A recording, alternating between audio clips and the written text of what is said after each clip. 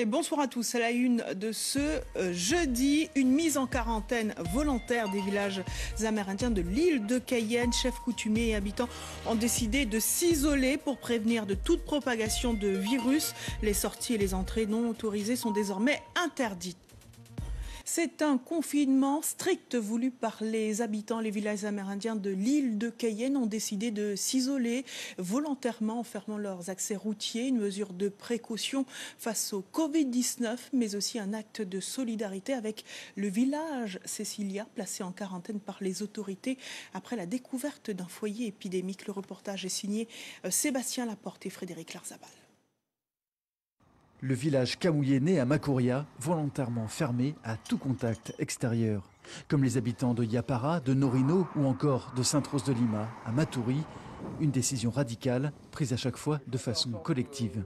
Suite à ce qui s'est passé au village Cecilia, pratiquement tous les chefs coutumiers de tous les villages que je connais en tout cas ont décidé de fermer les villages parce qu'il y avait trop d'allées et de venues. Ces localités sont encore épargnées par le Covid-19, aucun cas n'y est survenu. Il s'agit donc d'une mesure de précaution face à un virus qui rappelle les terribles épidémies des siècles passés lors des premiers contacts entre Amérindiens et colons.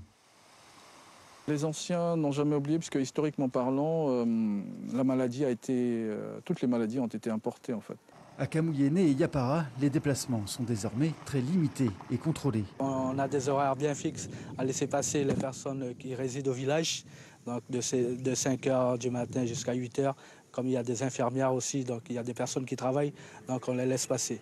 Après ça, c'est vraiment fermé et on rouvre jusqu'à 5 h pour 20 h. C'est un couvre-feu pour les habitants et tout le monde est au courant. Il n'y a personne qui peut dire qu'il n'est pas au courant.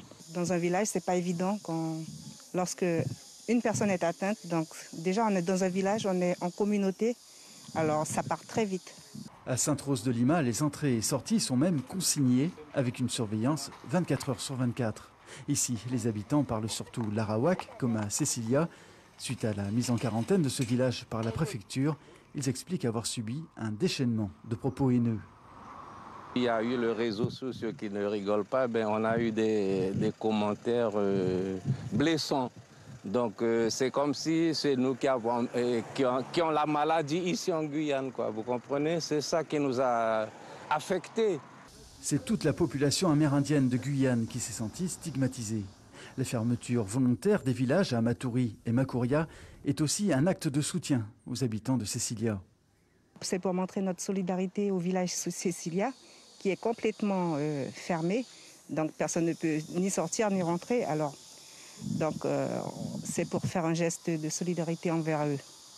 Le cas du village Cecilia est suivi de très près par toutes les communautés amérindiennes, y compris par les plus isolées, comme à Trois-Sauts, où le respect du confinement est un souci quotidien. On a peur un peu que les gens de l'extérieur viennent sur le village de Trois-Sauts. Ce matin, il y a eu déjà 6 pirogues qui sont descendues à Camopi, donc c'est vraiment que cette personne-là ne respectait pas le confinement. Le confinement des villages amérindiens a été débattu ce jeudi par le Grand Conseil coutumier.